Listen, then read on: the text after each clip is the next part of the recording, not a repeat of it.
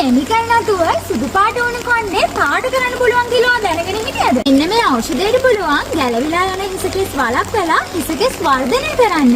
අපේ හිස් කබලේ තියෙන හිස්වලි සුව කරන්න. කෙස් අග පැලීම, කෙස් වියලීම වළක්වන්න.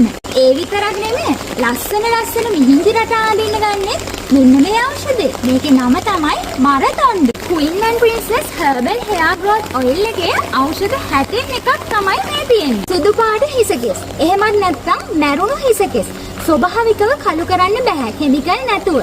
හැබැයි මෙන්න මේ ඖෂධයට පුළුවන් සුදු පාට වුණ හිසකෙස් තද දුඹුරු පාට කරන්න. කෙමිකල් යූස් කරලා කොණ්ඩේ කළු කරන්න අකමැති අයට පුළුවන් මරතොණ්ඩි කොළ බෙන්ඩර් කරලා හරි ගලේ අඹරලා හරි හිසට හිස කෙස් වලට ආලේප කරලා කොණ්ඩේ තද දුඹුරු පාට කරන්න. හැබැයි කළු කෙස් තද දුඹුරු වෙන්නේ නැහැ. තවත් තද කළු පාට තමයි වෙන්නේ. මරතොණ්ඩි කොළ ආලේප කරලා shopping bag එකක් හරි shower cap එකක් හරි දාලා පැය 3-4ක් ඔළුවේ තියාගන්න ඕනේ. ඊට පස්සේ මරතොණ්ඩි ටික සෝදලා හරින්න. ඔයාලට එතකොට තමයි පාට වෙනසක් බලා ගන්න පුළුවන්.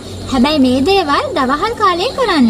මොකද මරතොණ්ඩි කියන්නේ ගොඩක් සීතල ඖෂධයක්. හැබැයි ඔයාගේ අලුතෙන් වැවෙන හිසකෙස් සුදුවට තිබුණ ඒවා සුදුවට තමයි වැවෙන්නේ.